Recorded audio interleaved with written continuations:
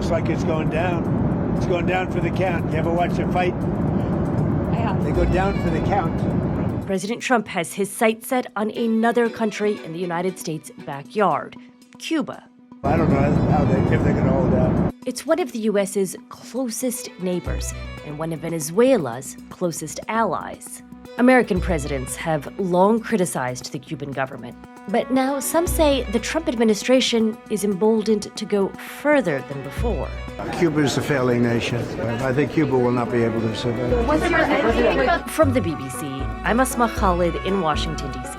And today on The Global Story, after Venezuela, is Cuba next?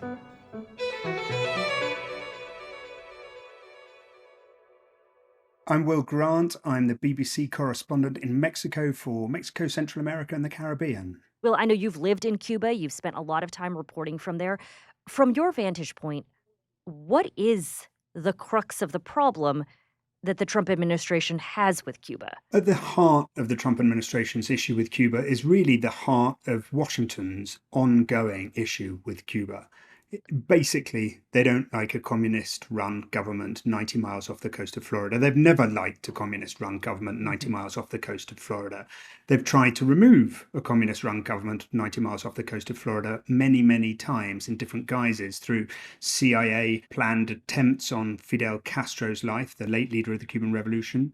Hundreds of those were planned and several were attempted. To squeezing the island through the US economic embargo for 6.5 decades, putting punitive measures on everything from companies that might want to send food and medicines to Cuba to even British and European tourists who visit Cuba. So there's a whole series of things that Washington has done since 1959, essentially to force regime change in Cuba. Of course, Donald Trump, in his second administration, with Marco Rubio as his Secretary of State, it looks like they really do intend to see some form of regime change, some kind of permanent shift in Cuba off the back of what's happened in Venezuela. It does seem, at least here in Washington, that we are hearing a lot more about Cuba and about Cuba's connections to Venezuela. We've heard President Trump refer to Cubans as being the protectors, the thugs behind the Venezuelan government. And one thing that caught my eye when the United States captured Venezuela's leader, Nicolas Maduro, was that there were a number of Cuban soldiers who were killed in that operation. They were protecting Maduro. And Will, I have a lot of questions here, but why would there have been Cubans protecting Maduro? Part of the relationship, the bilateral relationship between Cuba and Venezuela is built on intelligence officers and soldiers, military support. Now, the Cubans had denied that. They said that basically the arrangement was that crude oil would come to Cuba and prop up the Cuban Revolution, and doctors would go back in the other direction. So crude oil would go from Venezuela to Cuba. And in return, they would pay for that with human capital in the form of doctors and medics and healthcare workers who would work in the shanty towns and in the remote regions of Venezuela. Hugo Chavez, the late Venezuelan leader, and Fidel Castro, the late Cuban revolutionary leader. The two of them came up with that idea, and it was basically the mainstay of the economic relationship between the two socialist allies until this point. There was a third dimension to that, though, of course, which was intelligence officers' support, particularly in the wake of an attempted coup on Hugo Chavez in 2002. I think from there on, there was more of a role for Cuba, because basically Cuba's know-how in terms of what Venezuela wanted to achieve, or the Venezuelan government wanted to achieve, was in terms of how to stay in power, how to remain in power for 6.5 decades. So part of that intelligence sharing involved actual physical bodyguards on the ground protecting Nicolas Maduro. So he, as a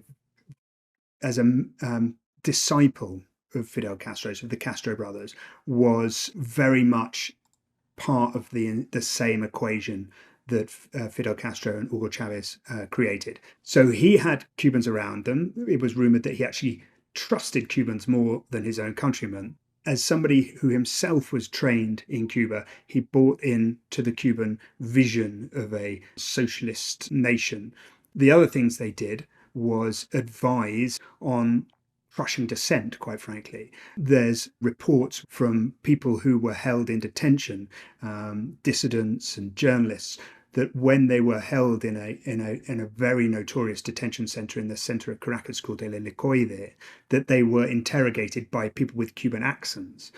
Throughout this entire period, against those sorts of allegations and against the allegations that Cuban soldiers were infiltrated in the Venezuelan military at absolutely every level, the Cuban government denied them, said that they weren't there, that it was an invention by Washington, that it simply wasn't true. Well, considering that 32 of the 100 or so people who were killed in the US operation in Venezuela were Cubans, they simply had to acknowledge them. They had to acknowledge that they were there. And it's sort of exposed that it was true that they had people on the ground in Venezuela and had done for years. So, Will, you were in Havana, the capital of Cuba, recently, as those soldiers' remains were brought back and put on display, essentially lying in state, right? They were honored by the Cuban government. What was the scene like there in Cuba as you were there reporting? It was truly extraordinary. I mean, Raul Castro, who makes very few public appearances now, was there to receive them at the airport, aged 94. Standing next to him, President Miguel Díaz-Canel. To full military honours, as you say, the boxes were taken from the plane and loaded into a funeral procession that then drove into Havana to the Ministry of the Armed Forces. The vast majority of the route towards from the airport to this ministry will have had people along the way. Cuba hasn't lost this number of combatants in a one-on-one battle with the US military, as far as I can see, since the start of the Cuban Revolution. The only point that we can compare it to is the Bay of Pigs in 1961. But that was Cuban exiles who were trained by the CIA and brought to the coast of Cuba to basically try and take back the island. That failed. There were fatalities on either side, and certainly the US military was involved. But in a direct fight like this, with 32 combatants killed and none on the other side, it was a very sobering moment, a very almost humiliating moment in a sense for the Cuban Revolution, except they certainly didn't paint it like that, as you'd expect. It was a moment of pride, a moment of honor. The words next to each of these boxes with the photo of the respective soldier were the words honor and glory next to them. You've mentioned oil a few times here. How much oil has Cuba been getting from Venezuela? Well, it was much higher when Hugo Chavez and Fidel Castro struck up their relationship. It was in the region of 100,000 barrels of oil a day, with which Cuba could sell the excess beyond its domestic consumption to other nations in the Petrocaribe, a Caribbean agreement. In that sense, we talk about, Venezuelan oil basically upholding the Cuban Revolution. It was through steps like that. Gradually over time, and with the fall of the oil price, the global oil price, Venezuela hasn't been able to provide those kind of numbers, and it's reduced to more like the accepted number is somewhere around 35, maybe 40,000 barrels of oil a day, much less. But when combined with what Cuba gets from Mexico and from Russia, enough traditionally to be able to keep the lights on, but not recently. So if in this relationship, Cuba has been getting oil, you say in return, they send doctors and soldiers to Venezuela.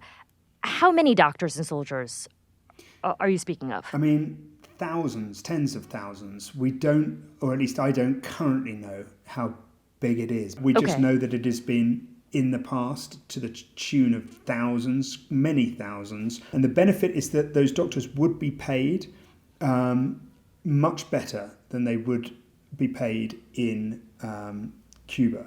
But the argument in terms of those in Florida, that it was exploitative, that they were still being paid a fraction of what the Venezuelan government was getting per medic, and that that people are basically obliged to go to very dangerous shanty towns in Caracas or remote communities because they're not paid a dignified wage back in Cuba. So, will you say prior to Maduro's ouster, the Cuban government had not, in an official capacity, really recognized that they were providing this intelligence protection service?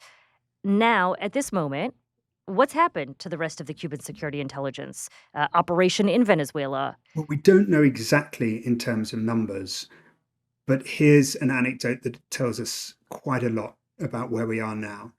The next day, after these remains have returned, the boxes of cremated ashes, there is a protest outside the US Embassy led by President Miguel Diaz-Canel.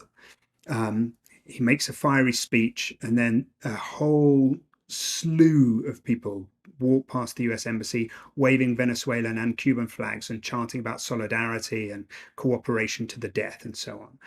Now, as that was happening, we received on our phones confirmation that Delcy Rodriguez, the interim president in Venezuela, had met with John Ratcliffe, the director of the CIA in Caracas. That, Asma, is, for Cuba watchers, Venezuela watchers, is extraordinary. She didn't meet with a distant diplomat. She didn't meet on the head of Latin American affairs or the Western Hemispheric affairs from the State Department. She didn't meet with an emissary from the White House, or she met with the director of the CIA less than 2 weeks after her boss has been removed by US troops. And I showed the information to a Cuban government official, and to say he went white is an understatement. Why? Because it indicates the suggestion that this is the direction of traffic from Caracas now, away from Havana and towards Washington. Well, when you talk about what comes next for Cuba, the United States relationship has been testy with Cuba for a long time, as we've said. But there was this period of rapprochement, you could sort of say, right, under the former Democratic President Barack Obama. When he came to office, he tried to ease the United States' relationship with Cuba. In fact, I recall that moment when he visited Cuba with his family. This was 2016, I believe, the first American president in years. What was it? Nearly 9 decades to visit Cuba. Why has that effort at rapprochement, that warmth, not lasted?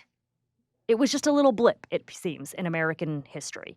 I moved to Cuba around that time, just before the announcement. I think we all thought that it really was the turning of a page. I mean, the words Obama used himself is that I come to bury the remnants of the Cold War in the Americas.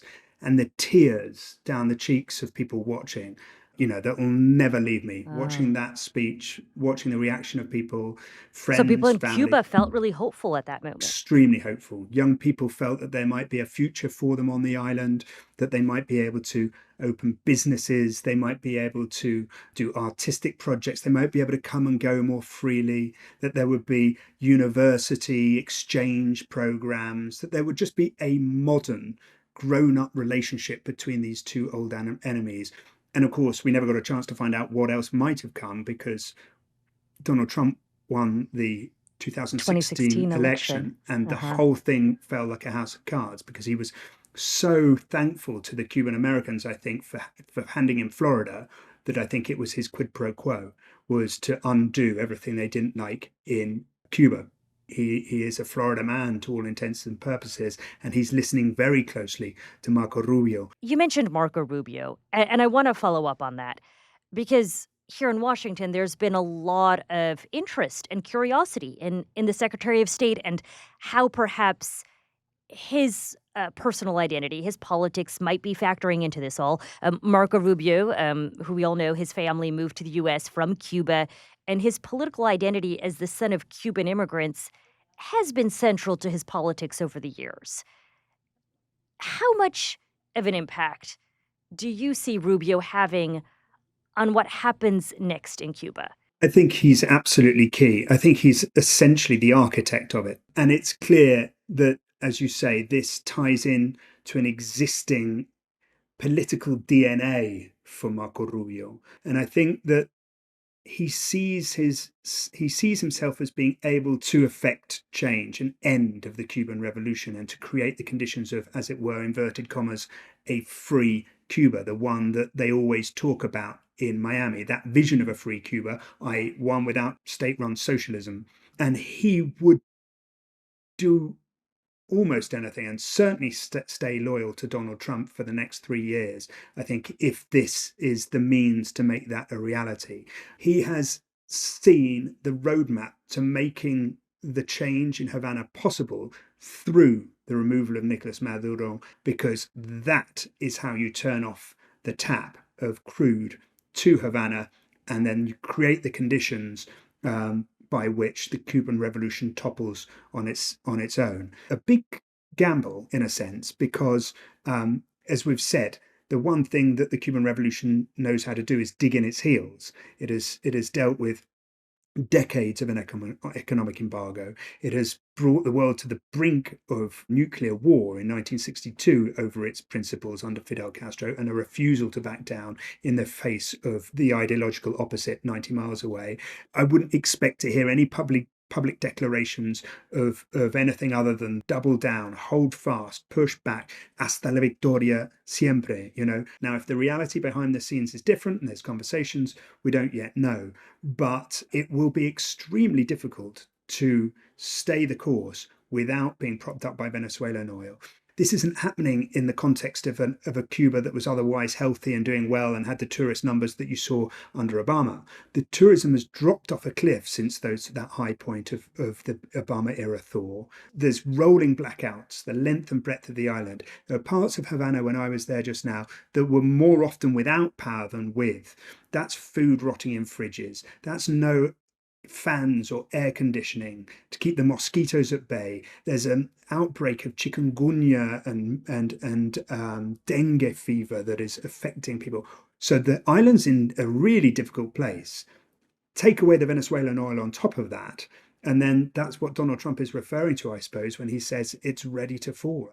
But do you see, Will, really Cuba being next in that same way? Or is the goal here to economically squeeze Cuba, cut off access to oil, and then force an uprising? I think it might be that latter path, but ultimately the destination is the same, which is regime change. And I think the question that people are asking themselves in Cuba is the ultimate goal of what Donald Trump and Marco Rubio did in Caracas and with Nicolas Maduro, not regime change in Caracas so much, particularly if they're prepared to talk and work with the interim government of Delcy Rodriguez, but actually regime change in Havana. I think that when it comes to Marco Rubio's personal goals, it is equally about Havana as it is about Venezuela, if not more so. I mean, Donald Trump's joked about him being the next president of Cuba.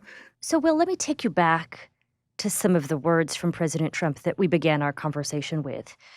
Him saying that Cuba is ready to fall, that it's hanging on by a thread. You know Cuba well, you've reported from there for years.